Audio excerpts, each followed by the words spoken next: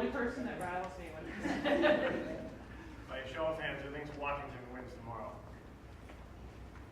Western New York? Okay. Washington. Wow.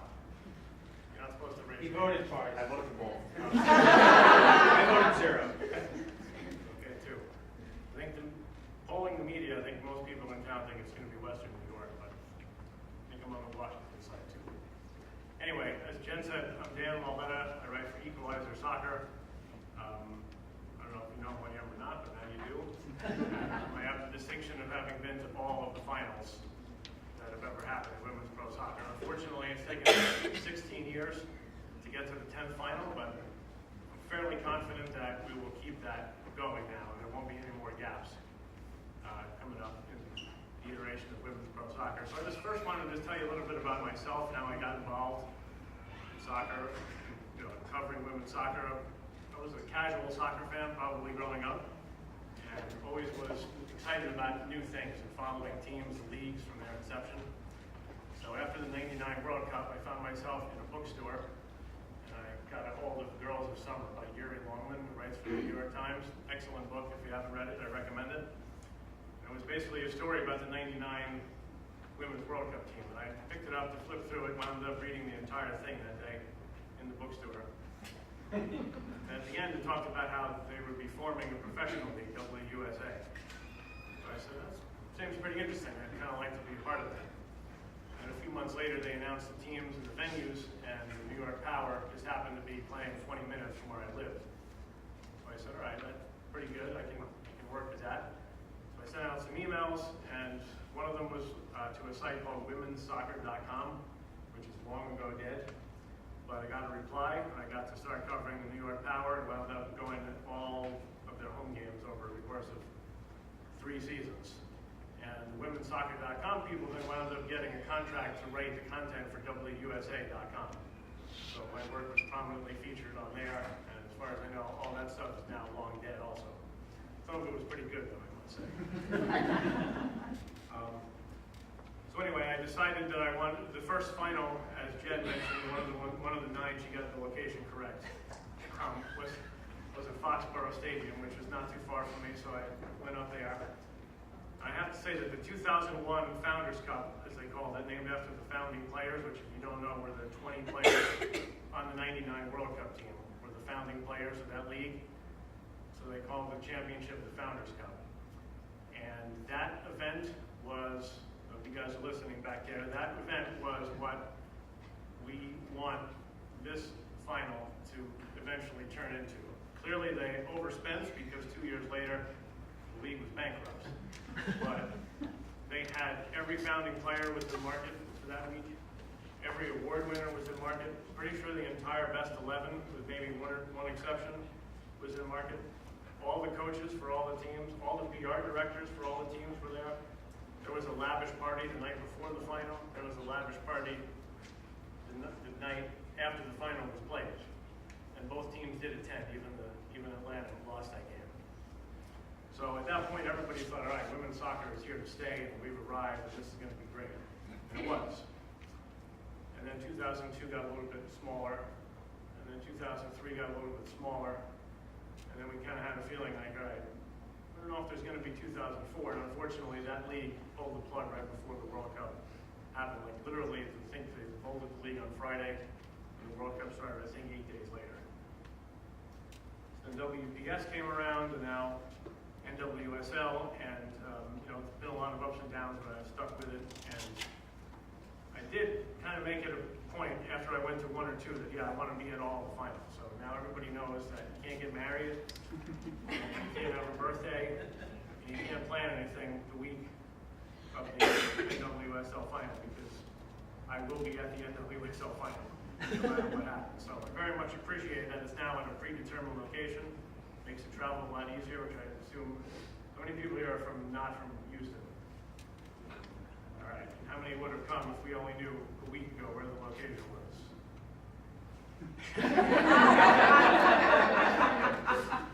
All right, so I think I've proven my point. It's a lot easier to come to a game when we know the location ahead of time. So those are the basic statistics about how, my evolution. I will say that in terms of the NWSL championship, the first two leagues both started, WUSA started right here, and went like that, and then WPS started right here, went like that, and NWSL started like here, but it's gone like this. And it's really the first league that has gone upward in its arc instead of downward. 2 years ago, the day before the final, we were standing at a remote college location somewhere outside Seattle. And it was myself, it was Jeff Kassouf, Graham Hayes, and a Japanese TV reporter who wanted to talk to Naho Kawasumi. Patrick was probably there. The bleachers were leaking because it was pouring in Seattle, big surprise, right? And that was it. And then 2 days ago, we had this fantastic event where there were, do you know how many people, Patrick, were there on Thursday? About 25. Media people, 25 people. And all the players were there. I got to talk to everyone. So if you're reading the coverage, not only from me, but from everybody else, hopefully you notice it's been a lot more diverse because you've gotten to speak to a lot more different people.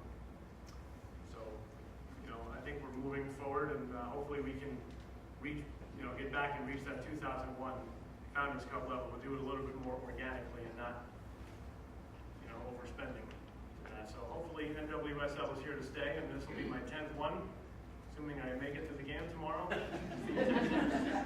I'd like to, as long as I can, I'd like to continue to attend them. I think we have some clips also to go back. Well, to. here's go.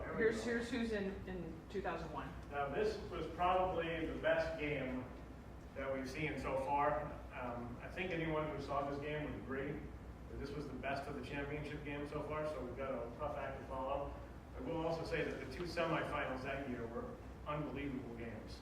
So if you're thinking that because we had two great semifinals last weekend that we can't have a great final, this game shows otherwise. There were really too many highlights to pick, but I do think, you guys remember Sun Wen, who played for China in '99? She spent 1 year in WUSA and was, I would say, more injured than anything else was her legacy, but she did score a great goal in this game. I think we have the clip of that.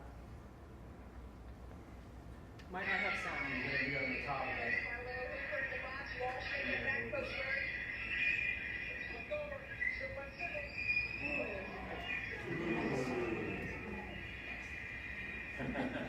And that gave Atlanta a lead. You see, it was the 3rd or 4th minute there.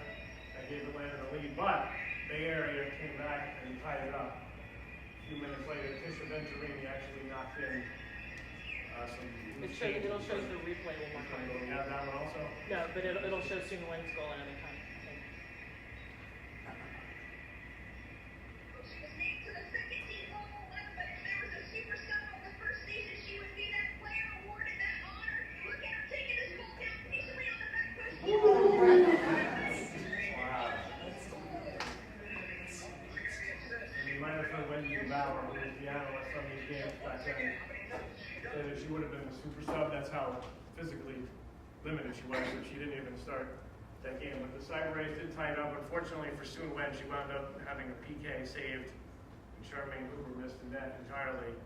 And we were all waiting because Brandon Chastain was on the side race, and Brian Ascari was the keeper for the beat. And we were waiting for the 5th round, but unfortunately for people who wanted to see it, it ended before that. It ended in 4 rounds. Julie Murray had the final penalty kick. I had intended to put up a story about that game for the 15-year anniversary, but it's a little delayed, so check EqualizerSoccer.com in the next few weeks for that one. And another interesting tidbit about the semifinal that year was there was a PK during the game where Brandy took the PK on Gao Hong, which was the keeper for China in the '99 World Cup final, and she took it with the opposite foot that she took it in the World Cup, and still made it. Obviously, her team won that game.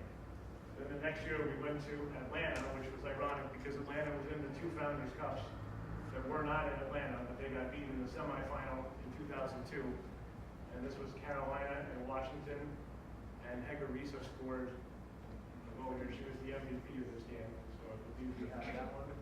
And Jim Guevara was coach of the Freedom. Yeah, Jim Guevara was coach of the Freedom. This is how we used to watch games, by the way.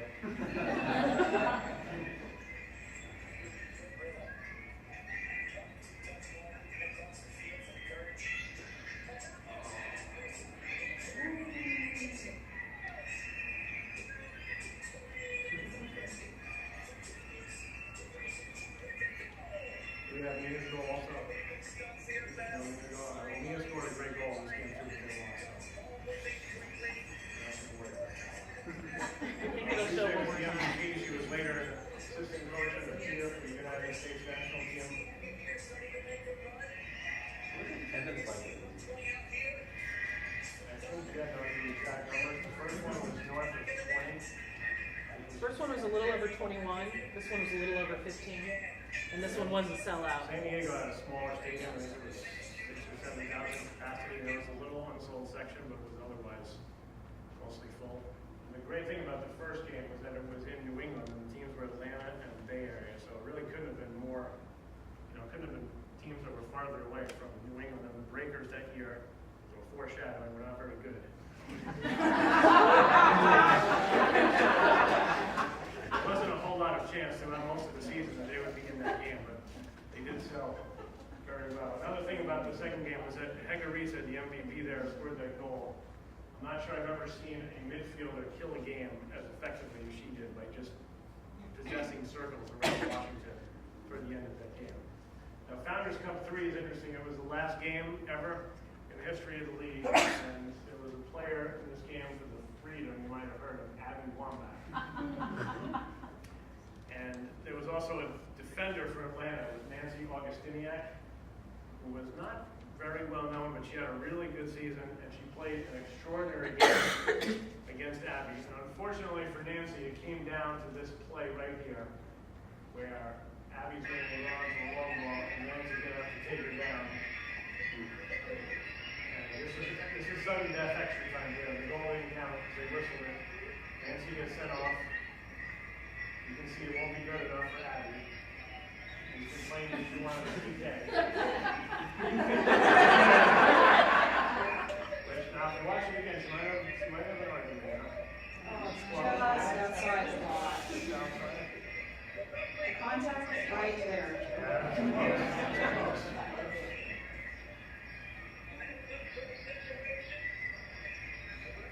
And this was the last year of Golden Goal. FIFA changed the rule after this, so this is the last year that would have been So, possible. Abby, it wasn't good enough, but obviously you guys know. So now Mia steps on the free kick. And we'll see what happens when Mia takes the free kick.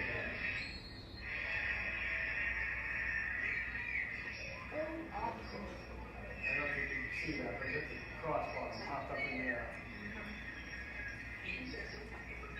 So a few minutes later, I did just speak to Tom Stone a few weeks ago, who was the Atlanta coach and now coach at Texas Tech. This goes all the way to the end, yeah. We'll keep going. And what Tom told me was that they were still sorting out what was going to happen on the back line after they lost Augustiniak. I think we have to wait a minute or two here, but eventually Maribel Dominguez will have the ball. And according to Tom, he was still sorting out the defense. And so right there, he was maybe preferring that that ball be played out of bounds so they could organize themselves a little bit. And as you can see, they're not very organized. I don't know who that is, but that's the final pass to Abby. And the attacker.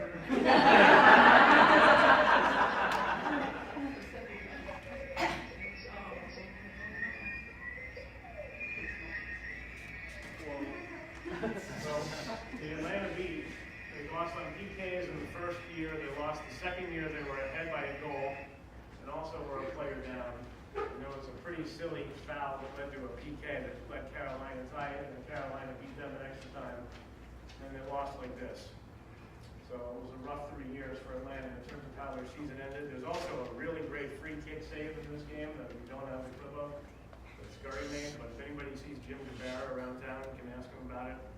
He'll tell you that it's maybe the best save that he's ever seen. So those are our 3 clips. And I do have full video of all 3 of these games up on YouTube.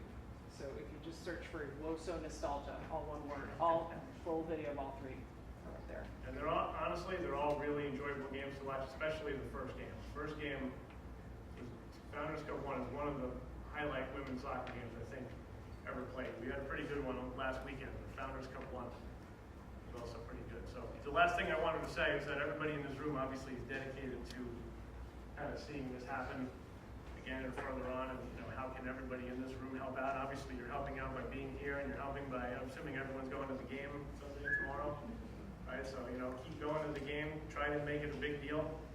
I know that from having covered women's soccer now for my 16th year doing it, I'm here and I'm immersed in it. But when I go home, I could, if I turn off for 2 days, there's nobody in my world at home, my immediate social circle, that cares about women's soccer, even a little bit. Except tell them about your daughter. What happened this week? That's a good call. I did get a text from back home. My daughter is 8. And I got a text from my wife that my daughter's friends, quote unquote, Googled Alex Morgan and Megan Rapinoe and heard that they got dropped from the U.S. national team. So I had to pull them off the ledge and say that it wasn't necessarily a permanent thing. We didn't ask me about Whitney Engen. So we're good on that regard. But yeah, mostly I'll get, oh, so you were traveling for soccer? That's great. Did you have fun? Yeah, okay, great. Let's talk about something else. But keep it going, keep the buzz going, keep traveling. And do you have any questions?